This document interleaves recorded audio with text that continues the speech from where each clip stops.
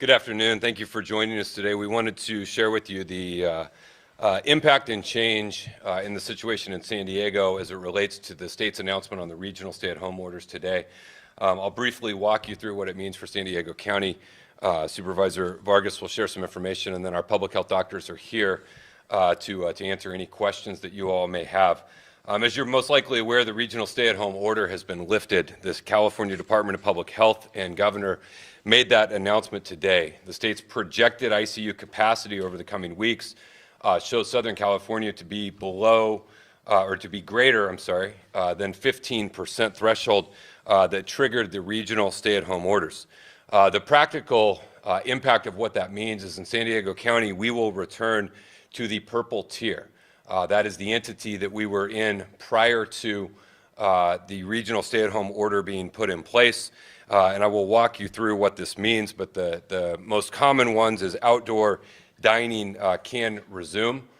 Personal care type services, your hair salons, barber shops, nail, tattoo, and massage can also resume, again, consistent with their safe reopening plans, along with some changes in youth sports in terms of practice and those that can begin operating, and I'll walk you through that here in just a minute.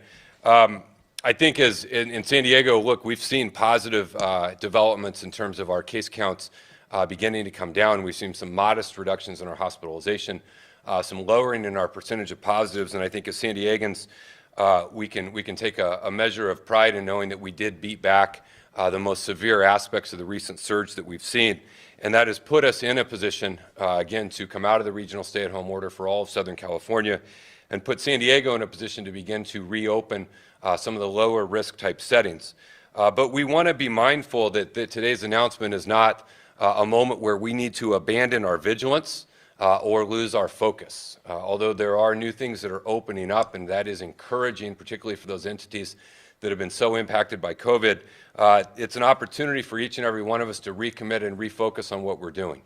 We are administering vaccines daily, and that is certainly going to help, but we need to stay safe in order to stay open. And we want to continue moving through the tier system in the coming months while we simultaneously administer vaccines and get out of this. And so we still have to wear our mask and wash our hands, physically distance from non-household members, and avoid high-risk settings in order to keep the trajectory and forward momentum that we've gained over the course of the last week or so. We want to continue to have that moving. We should also aspire as a goal that we want to get to the next tier down, the red tier, and we have a considerable ways to go in terms of our case counts. This does provide some measure of certainty. I think we're familiar with the tiered system in terms of what it measures. It measures, obviously, case counts and adjusted and unadjusted, and we know where we have to be in order to move down. And again, we have a long way to go before the red tier, but opening the purple tier will hopefully provide some relief, again, to those businesses, particularly our restaurants and our personal care services that have been most heavily impacted. All of our efforts around vaccine continue, and we'll give a full report and update at our Wednesday briefing. We have brought on 2 additional pods. We have more super stations in the work. And are going to continue to press forward to get as many vaccines as we can administered as possible. So let me walk you through a couple charts on what we are looking at as it relates to purple tier operations. You'll see here at the top, restaurants outdoors only. The time limitations, which we have had since May, I believe, remain in place for San Diego County. Again, this is for restaurant operations, outdoor dining only, 5 a.m. to 10 p.m. Folks can order by 10 p.m. They need to complete their outdoor dining by 11 p.m. Takeout and delivery are good 24 hours a day. One addition that's different than last time we were in the purple tier is the state has authorized live entertainment is allowable and authorized in those outdoor settings only. Wineries, again, can operate outdoors also with live entertainment, consistent with restaurants. Bars, breweries, and distilleries that serve food operate exactly as restaurants. Hair salons, barber shops, nail salons, parlors, massage, other personal services can operate indoors. They have to follow the safe reopening plans, the same ones that they had developed when we were in the purple tier. Post that information outside that safe reopening plan and can all start operating. Grocery stores go to 50% capacity, retail at 25%. Hotels are open, professional sports continue, but without live audience. Offices remain remote. K through 12 schools are still distance learning, if not already open for in-person instruction. There is an application process for K through 6, and that will be shared with schools, and amusement parks remained closed. The next tier here, these are outdoor operations only. Places of worship, outdoor, gyms outdoors, family entertainment centers, again, these are all things that are outdoor. Youth and recreational adult sports, all entities are allowed to practice at this point, provided that there is no contact between participants and they maintain their 6-foot physical distancing. Intra-team operations are allowable for those entities in the purple tier. And so on the county website and on the state website as well, you'll see a list of what those entities are in the purple tier. Things like track and field, swimming. There's a few other ones that are allowed to resume their normal operations in the purple tier. And then you can see there as we go through the tiers, additional youth and recreational adult sports that are added in. But right now, intra-team play is limited to those in the purple tier. But other sports can practice provided that there's no contact between participants and they can maintain physical distancing. Movie theaters, zoos, and aquariums and outdoor recreations, including camping, again, are allowable for outdoor type settings. And then the final slide here is the purple tier gatherings. This guidance was put in place before we went in the regional stay-at-home order. And these are gatherings of up to 3 households are allowed to gather together, provided they're outdoors, stay 6 feet apart, and utilize their face coverings. As we head into this phase, I think, again, there is some reason for us to know that we are advancing in a positive direction. We've seen some positive impact on our cases, very modest declines beginning in our hospitalizations. Our percentage of positive is improving. Because of the lag effect behind things, we're going to monitor closely the local situation here as it relates to hospitalizations. And then, unfortunately, we're likely to see increased numbers of loss of life, again, because of the lag between all of these things.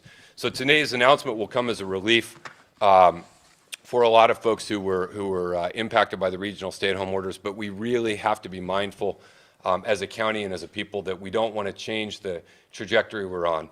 We have to avoid those high-risk settings. We all have to continue to take action. We want to see these case numbers continue to descend. We want to be encouraged by the vaccines, but knowing that we still face limited supply. Hopefully that opens up soon, but let's not lose our vigilance, let's not lose our focus, and let's continue to do the things that we've done that have helped improve our situation. With that, I'd like to introduce Supervisor Nora Vargas to give an update, and then we'll get right to your questions.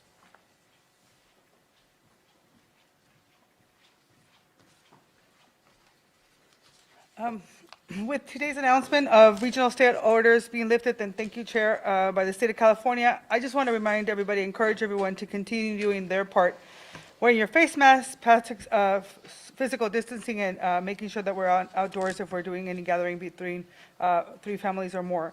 While we continue our vaccine rollout, we're still not out of the woods, and we're asking everyone to follow precautions for your own health and safety and that of your families and your neighbors. To our businesses, we're asking that you reopen safely, that you continue to be mindful of your employees and your patrons, and ensure measures are implemented for everyone's safety. The COVID numbers in the communities of concern are still heartbreaking. Like many San Diegans, I would like to see us go back to our daily routines pre-COVID, but we first must ensure that it's safe to do so. Just know that we are committed to increasing access to testing, tracing, and continue to make sure that we're getting everyone vaccinated. It's important to note that we want to acknowledge that we are hearing from residents, especially those that are 75 and older, that they are experiencing trouble making the appointments. If you're 75 or older and do not have access to a computer or someone to assist you, please continue to call 211 so that we can help you connect you to a healthcare provider or someone who can make a vaccination appointment for you at the County of San Diego site. So we're going to continue to do this work. We're trying to make this easy for folks as we're opening up the pods. Ahora, en español.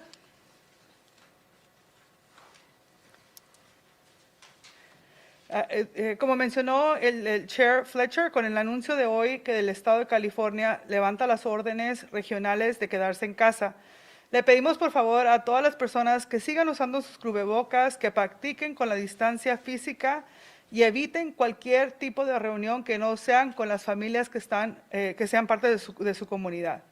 A medida que seguimos con la distribución de vacunas, aún no estamos fuera de peligro. Les pedimos que continúen tomando las precauciones necesarias por su propia salud y su seguridad y la de sus familias y vecinos. A nuestros negocios pequeños Les pedimos que a medida que reabran los lugares, restaurantes, lo hagan de forma segura, siendo conscientes de sus empleados y clientes e implementando medidas para la seguridad de todos. Las cifras de COVID en las comunidades de interés son muy preocupantes todavía. Con muchos habitantes de San Diego, a mí también me gustaría que volviéramos a nuestras vidas rutinarias antes de COVID. Pero primero debemos asegurarnos de que sea seguro hacerlo. Estoy comprometida, como estamos todos aquí en el condado, para seguir aumentando la oportunidad para pruebas y para que las personas se vacunen. También quiero informarles que nos han buscado mucho e informado que estamos escuchando de los residentes, especialmente a los mayores de 75 años de edad, que están experimentando problemas al programar sus citas para vacunas. Quiero que quede claro que estamos buscando otras maneras de poder ayudarlos, inclusive buscar transporte, pero de cualquier manera, si tienen 75 años o más y no tienen acceso a una computadora o alguien que lo ayude, puede llamar al 211 para que le ayuden a comunicarse con su proveedor de atención médica o hacer una cita de vacunación en un sitio del condado de San Diego. Muchas gracias.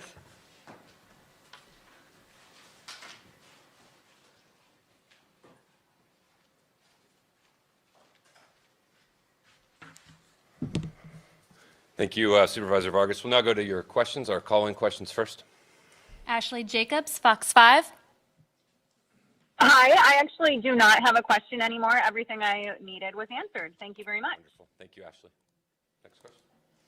Artie Ojeda, NBC 7. Good afternoon, everybody. A couple of questions. Number one, since case rates are the key to moving, or one of the keys to moving to the less restrictive red tier, can you give us an update on case rates, current case rates in the county? And secondly, and more important, as you know, the fact is many businesses, in particular restaurants, have simply ignored recent health orders with little or no resistance from local jurisdictions. So based on current case rates, it would seem we are a long ways from moving out of the purple tier. What are your expectations of people actually following purple tier restrictions, or will this brazen violation of existing health orders just continue to go on unchecked? Yeah, thank you, Artie. So presently, our unadjusted case rate is 67.7. Our adjusted case rate, and you'll remember we've always gotten an adjustment factor because we're doing considerably more testing than most counties.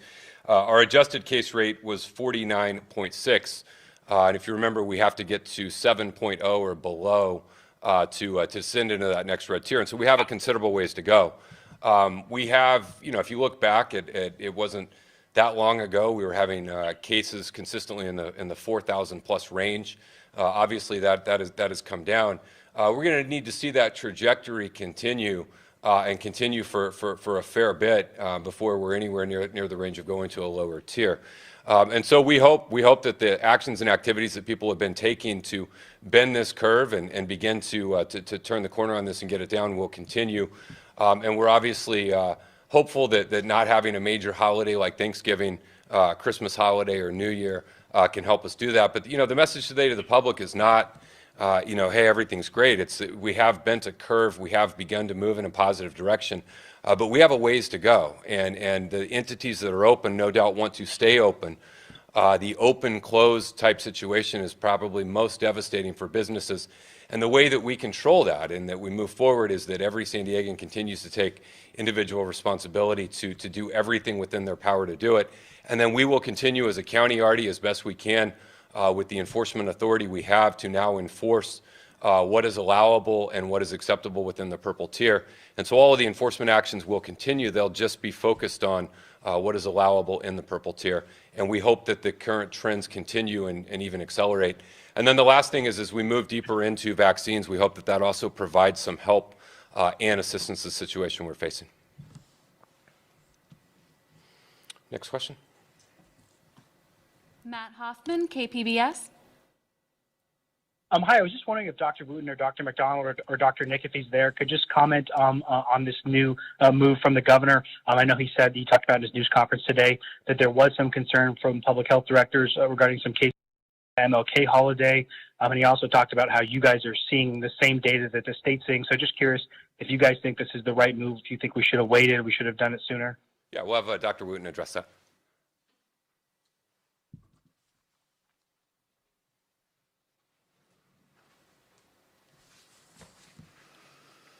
Thank you for that question. You know, the MLK was one day. We have President's Day coming up and then Cesar Chavez coming up in March. I think the one day, I think it is time for businesses to be able to start having some hope, and I think the move made today was a reasonable one, but we cannot rest on our laurels and not continue to do the preventive strategies that are necessary to continue to stave off our increased number of cases. While we have come down from the 4,000 and 3,000 daily number of cases, we are still in the thousands, and that's, you know, we really don't want to see that. We want to see our numbers go back down to 200 or less. And actually, as we have more vaccinations in place, we hope to see those numbers even become less. But there are other things looming on the horizon, and that are the new strain, B117, and there are others out there, but that's the one that has been detected here in San Diego. So there are a lot of factors in play. Everyone should continue to do what we have asked you to do over the past year. So adhere to those preventive strategies, and we just continue to monitor things, and we see where we end up. Thank you. Thank you. And then just a follow-up to a question about youth sports. I know the governor said that could happen. You guys talked about some low-risk applications. Can you clarify sort of what that means? I mean, does that mean like high schools can restart playing soccer but not football, or how's that kind of spelled out? Yeah, if you go, it's on both the state website and the county website links to it. Essentially, each of the colored tiers has a listing of what sports can resume play between teams or competitions. And so in the purple tier, it's just outdoor, low-contact sports. There's a whole bunch of them listed, but the ones that are probably most relevant for youth is cross-country, golf, running, swimming and diving, tennis, and track and field. Those are entities that are allowed to kind of resume intra-team competition between individuals. As we move into the next tier, then you'll see an additional listing of sports that could resume, and then it goes so forth throughout all the colored tiers. Again, sports teams can presently practice. They can practice provided they don't have contact between two individuals and they can maintain their physical distancing. But the competitive nature of intra-team, two teams playing or two individuals playing against each other, again, is based on the tier system. And so the full listing, again, is posted. And as we descend into tiers, then more sports will open up for teams to compete with one another. Thank you. Thank you. Next question. Brandon Lewis, CBS 8. Thank you. I have a question about vaccination. The state today is saying it's going to move to an age-based vaccination distribution, except for some categories. Part of that based on feedback from the public health officers about how an industry-based approach would work. I'm wondering if San Diego County had similar concerns, and what input did San Diego County provide during the calls with public health officers from across the state when this was being considered? Yes, I'll let Dr. Wooten comment on what they provided, but just to catch everyone up, basically the state announced today that what we are presently doing is healthcare workers and 65 plus. After we complete that, then we'll move into the priority essential workers, education, childcare, food and agriculture, and first responders. Once that segment is completed, then the new state guidance is then you would do everyone else based on age. So you would essentially pick up at, say, between 55 and, under 65, under 55, under 45. And just to put it in context, we're a ways away from that happening. We're still doing healthcare workers now. We're still working our way through 65 and older. There's still a considerable number of those. Then we have to do that first grouping of essential workers. Again, a pretty large, considerable number of those folks. And then we will see how the transition to an age-based system beyond that goes. This just came out today. But I know Dr. Wooten's been involved in a lot of conversations with the state, and I'll let her fill you in on her thoughts on that. Thank you for the opportunity to speak more about the prioritizations. In the calls we've had with the state, we have made it clear that we will continue with the phases and the tiers that have been identified. Switching only to an age-based prioritization will be confusing for our general public, because there are also essential workers that need to be vaccinated. And the three primary groups would be child care and education, then emergency services, followed by food and agriculture. And we want to get those groups vaccinated as well. But it all is contingent on the availability of a vaccine. So we will stay the course with where we are currently going. We have now opened up to 65 years of age and older. So we will continue that, and as we get more vaccine, we will then focus on those three essential workers and then see what happens after that. Thank you. I'm sorry, Dr. Wooten, so just to clarify, are you saying that there's a possibility that instead of the age base that came out today, we could continue going with the tiers that are already out there because it's confusing? Well, the tiers already includes age-based guidance. So right now, we're in 65 and above. In the next tier, it is 50 to 64, and then 16 to 49 years of age for individuals that are at high risk. And we will follow that process. So we are not abandoning the age prioritization. We are continuing to do that, but we will also make sure that key essential workers that need to be vaccinated will also be included. Okay, thank you, Dr. Wooten. Yeah, so we're going to continue. Again, we're doing healthcare in 65 and older. Next, we will go to those essential workers, healthcare.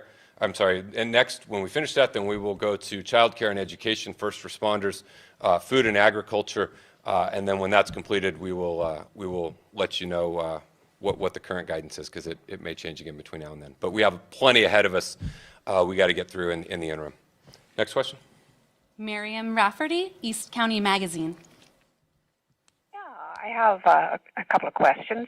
The first one is a follow-up on the enforcement question. It isn't just restaurants and bars that are, the problem with violating the rules. I've had a lot of readers email me who are really angry over seeing the mayor of El Cajon out speaking at a religious gathering, an outdoor worship service in downtown El Cajon, but we had a photographer there. There were probably 700 or 800 people there. Almost none of them were wearing masks. They were very close together. Can the county or will the county do anything to enforce the rules? I mean, to prevent more super spreader events out there? A lot of people are very worried about that. Well, we're going to continue again to enforce the public health orders. We have a system in place. People make complaints. We go out, we educate, we investigate, we issue cease and desist letters or public health closure notices when appropriate. And then law enforcement obviously has the follow-up if folks don't modify or change their activities beyond that. And so we're going to continue to do that and do the best we can. Obviously, there is a lot of folks, and there has been from the very early days of COVID that are going to continue to make choices to not do that, and we will do the best we can to enforce, the limited authority we have as a public health agency, and then working with our law enforcement partners in jurisdictions that choose to work with us. So we're going to continue to do the best we can to get through this, understanding that there are a lot of folks out there, including some elected officials, who are going to continue to advocate open defiance. And all we can do is share with people what's happening, the impact. There's a unfortunate irony that unsafe events and things of that nature only serve to increase the case count, which only serve to punish our small businesses, our healthcare workers, and those individuals who lose loved ones. So we're hoping in a new year we could have a new sense of the way we slow the case count, and the way we open businesses is do the exact same thing and follow the health measures, but we're going to continue to work through it. Yeah, thank you. I'm one of those that just lost a family member, so it's, very sorry. Take it personally. Of course. Thank you. My second question is, journalists are we were on the initial list of essential businesses because we can't do all of our work by Zoom if we need to go out and cover a wildfire or a protest or a riot, all of which my reporters have, risked their safety to do. That's considered essential, and yet we're not on the list for getting the vaccine anytime soon unless you happen to be in the, above 65, and none of mine are. Is there anything that the county can do to put a bug in the ear of the folks up there at the state that they ought to add journalists, at least those that, maybe have press passes and are allowed to be out and about during this so that we can get out doing our jobs. Yeah, no, I understand. And I think right now, obviously, we're doing 65 and older and healthcare workers. Next, again, we'll go to education, childcare, first responders, and food and agriculture. And then after that, the original plan was to work through another tier of essential workers, people who have to go to work. The state guidance out today suggests that instead of going to those other essential workers, you would just go to a straight age-based system. But we're a little bit of ways away from there. We're still doing 65 and older and healthcare workers. We got to get through that. Then we've got to get through a very large number of essential workers that are in the 4 tiers I outlined, 4 categories I outlined. Yeah. And then I think once we do that, then we'll have greater clarity on where we go after that. Yeah, that would be good. I've also had people who work for the court system, like public defenders who meet with people coming out of the jails, where obviously they're at risk of this, and they don't seem to be on that list anywhere. And a lot of them are younger, but they're at risk. They can carry it home to their families. So yeah. So the new state the new state guidance just came out today. So we'll continue to work through that. And again, we're a considerable ways away from confronting that situation. So I think there's some time to get greater clarity on how that will work. Next question. Lori Weisberg, San Diego Union Tribune. Hi. Not to belabor the enforcement question, I guess I will. One thing I wanted to follow up, there were a number of cease and desist orders distributed or sent to businesses or restaurants that were staying open for outdoor dining. Do those cease and desist orders and whatever citations associated with them, does those become moot because now they can reopen, or will they still be punished for being open for outdoor dining when it wasn't allowed? I just didn't know how you're focusing your resources, or do you give up on that now because they're back open for outdoor dining? So the cease and desist letters include language in there that you need to cease and desist operations until you're in compliance with the public health measures. And so if the cease and desist letter surrounded an outdoor dining situation, then they would now be in compliance by doing outdoor dining. And so the letter would essentially validate what they are doing now, and there would be no action. Any citations that were written, again, would be at the discretion of the district attorney or city attorney, and we'd have to refer you to them, although I don't know of a significant number of citations that have been issued. But again, the cease and desist letters can include language about cease and desist until you're in compliance. And so if they were sent the letter because of outdoor dining, then it would no longer apply. Okay, thank you. Thank you. Next question. Jacob Ayer, KPBS. Hi there. Thank you for taking my question. Mine is regarding the Petco Park Superstation today. They had to postpone all vaccinations due to the bad weather. Does this weather system that's currently happening make the county rethink the plan on how to effectively administer vaccines at the Petco Park Superstation, considering winter weather will likely be here for at least another month? And I have a second part to that question afterward about what's going to happen Thursday. Yeah, the weather today was not normal even for winter conditions, particularly the wind in particular, which caused some damage to some of the structures that were there. We do think we have a mix of walk-in locations and some that are drive-up. The drive-up locations have been very convenient for San Diegans. They're very safe in terms of people not having to leave their car, and so we do think it's appropriate to have a mix of both. And so we will work to kind of fortify those drive-through locations. Again, it was excessively high winds. We think that we can make the appropriate adjustments and resume operations very quickly. We also think we'll be able to catch up any missed appointments from today or perhaps part of tomorrow at that one location in the coming days by just expanding our hours of operations. Individuals who had an appointment that was canceled are being contacted, and they're being prioritized for rescheduling this week so that they can still get in. So we don't control the weather, but obviously we think a mix of both type of settings is helpful and convenience for San Diegans, and we're going to work to, again, fortify our locations. And we can operate these with rain, and we can operate these with normal winds. Just today had some excessively high gusts of wind that caused some damage to that one site. But we look forward to getting it back up and running, catching up our appointments in the coming days and continuing. None of our other vaccination sites were interrupted today. It was just that one. And then the follow-up to that would be, the people who did get their appointments postponed, a lot of them got messages rescheduling for Thursday.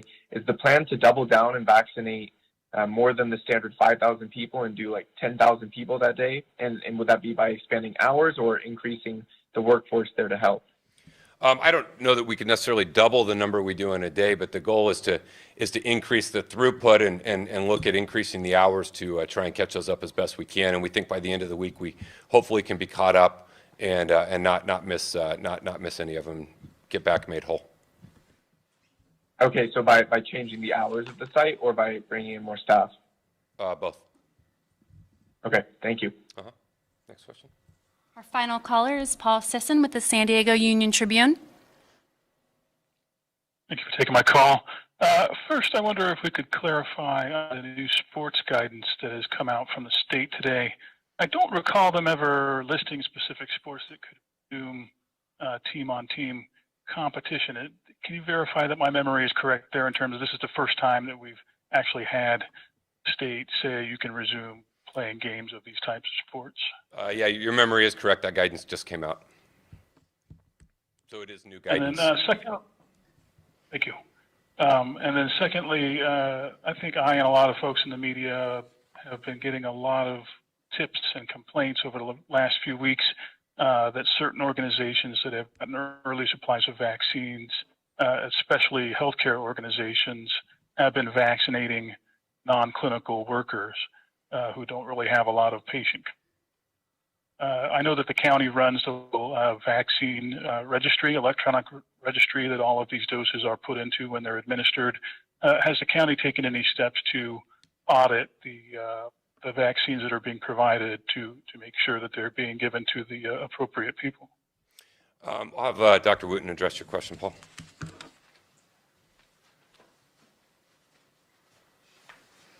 Thank you for that question, Paul. While our San Diego Immunization Registry is a great tool, we do not have the capacity, by and large, to look at individuals by their classifications, by what classifications they're in. So that's a difficult strategy. But when it comes to healthcare workers, it is a very broad definition for healthcare personnel. It includes volunteers, any vendors or contractors that might have been associated with an acute care hospital. So it's not all clinical people. It's the environmentalists, the individuals that are in meal services. So it is very broad, healthcare personnel. So it's basically anyone that is in the hospital because of the increased risk of exposure to the SARS-CoV-2 virus. Okay, thank you, Doctor. Sure. We'll now go to our text questions. This question is from Mike McKinnon with KUSI. Will San Diego County be following the state of California governor's lead and lifting the 10 p.m. curfew on restaurants? If it is not being lifted, then what is the science and data that supports that decision? Thank you. Dr. Wooten will address that. Thank you for that question. If everyone remembers, we actually had that particular order in place before the state. And the rationale, so businesses can serve their last customer at 10 o'clock and then be closed by 11. And the rationale for that is that we were seeing particularly bars open and people gathering and not adhering to the health officers' order. So we will continue that particular order, and that the rationale for doing that is as I've just stated.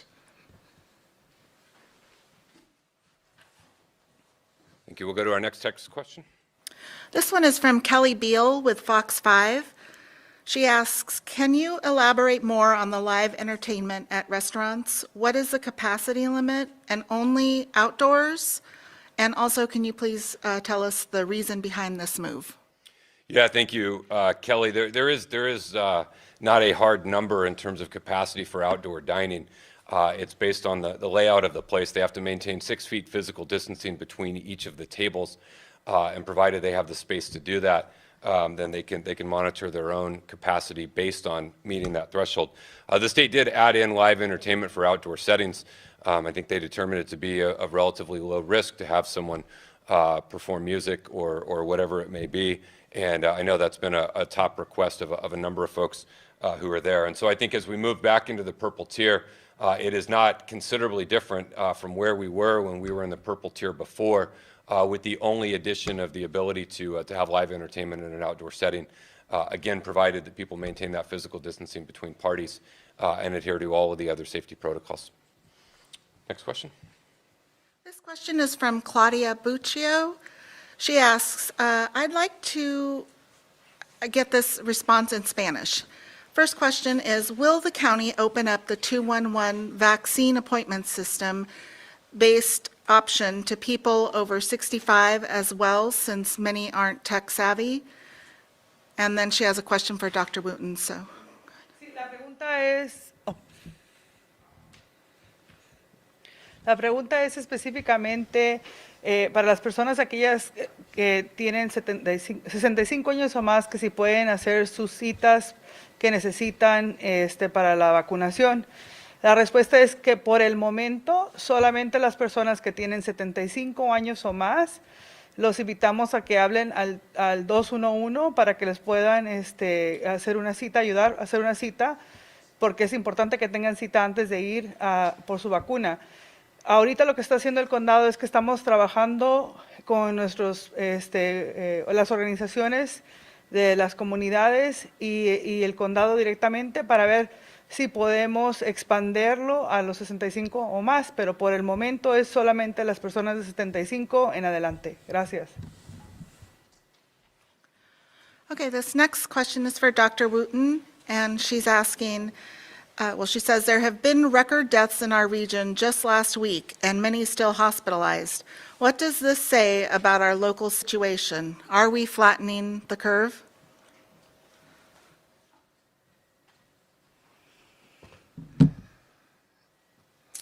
Thank you again for that question. When we talk about deaths, deaths are very delayed. They're down there with outbreaks.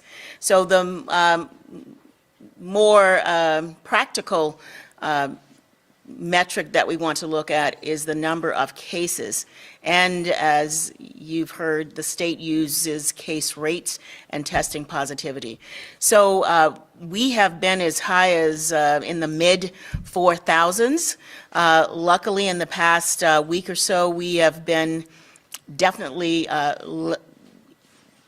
maybe 1 or 2 days in the 2,000, but most days in the 1,000. So overall, those cases are going down, and that's what we want to see, the trending down of daily case reports as well as the trending down of hospitalizations. And even though hospitalizations are also delayed, but it really is the cases that we want to see trending down, and we have been seeing that. Is stated on last week, we are cautiously optimistic and we are going in the right direction, but we really want to see those daily cases even be lower than, say, 1,400. One quick clarification for Kelly from Fox 5. I answered your question about occupancy of patrons in outdoor dining, but I think upon reflection, your question might have been about occupancy of live performers. So the guidance is there needs to be 12 feet separation between a live performer and the patron. So someone sitting at a table in an outdoor dining environment needs to be 12 feet away from someone, say, performing music. If there is more than one performer, they need to be 12 feet apart from each other. So again, 12 feet is the guidance between patrons and performers and between one performer and a second performer. And so that is the guidance around the occupancy surrounding that aspect. Next text question. Okay, Taryn Mento with KPBS has a question about the My Turn platform. The governor said it is being piloted in LA and San Diego. How is that platform working so far, and what are you examining during this pilot phase before the state expands it? Yeah, we are using it. Our team here has spent considerable time with the state. There's so many different aspects of the portal that needs to work properly, from the user interface of a San Diegan trying to get an appointment to all of the back-end systems of connecting all of the appointments with various locations and the updating of data. Right now, we are utilizing it on our website for our community pods. So you can go to, if you go to the vaccinationssuperstationsd.com, for several of our sites, our superstations, you still book an appointment direct through those. But for our community pods, those have all been consolidated into MyTurn. We are working rapidly to incorporate the superstations into that. And the goal of where we hope to be very soon is for the superstations and the pods, county-administered pods that we're running, that people can go to one place again and assess all of those. So we continue to work through that. I think in the first day or two there were a few kinks, and so we're continuing to try and refine that. We had a county portal we were about to launch, but the state said this was coming, and so we didn't want to switch people between one system and another. And so, we think that there are some benefits that are coming from it, and we will continue to provide feedback, but it is being utilized in some capacity now. And I think one feature that is most promising is anyone can sign up for information and alerts for when it is their turn. And that feature is presently up and running. So we'll continue to work to refine it, continue to incorporate more aspects of what we're doing as we move forward. All right, that concludes our questions for today. We appreciate everyone's tuning in. Again, we are as a county moving back in the purple tier. That is encouraging, but we also want to keep our downward trajectory to get to lower tiers, so we continue to encourage everyone to stay safe. Let's stay open. We are moving in the right direction. Let's try and stay on that direction and trajectory this time. And again, thank you all for your time. We'll be back with you Wednesday afternoon for our normal COVID updates.